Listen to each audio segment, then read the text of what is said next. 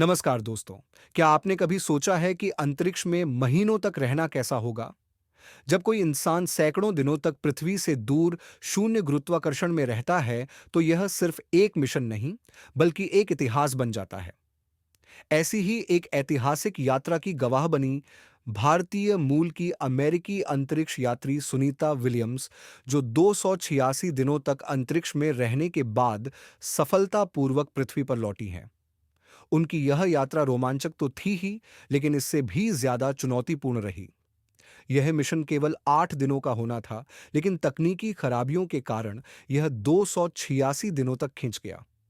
इस दौरान उन्होंने न सिर्फ अंतरिक्ष में कई महत्वपूर्ण प्रयोग किए, बल्कि अपने धैर्य और साहस से दुनिया को यह दिखाया कि कोई भी मुश्किल लक्ष्य मेहनत और जज्बे से हासिल किया जा सकता है।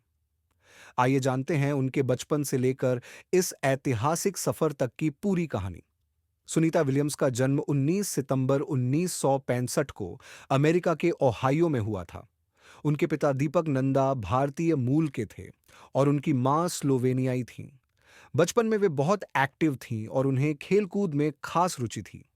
वे हमेशा नई चीजें सीखने के लिए उत्साहित रहती थीं। पढ़ाई में भी वे अच्छी थीं और उन्होंने यूनाइटेड स्टेट्स नेवल एकेडमी से इंजीनियरिंग की पढ़ाई की। इसके बाद वे अमेरिकी नौसेना में हेलीकॉप्टर पायलट बनी।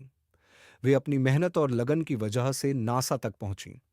1998 में वे नासा में अंतरिक्ष यात्री के रूप में चुनी गईं। इसके बाद उन्होंने 2006 और 2012 में 2 बार अंतरिक्ष की यात्रा की, जहां उन्होंने कई रिकॉर्ड बनाए। 5 जून 2024 को सुनीता विलियम्स और उनके साथी Butch Wilmore Boeing star liner capsule से अंतर्राष्ट्रीय अंतरिक्ष स्टेशन आईएसएस के लिए रवाना हुए।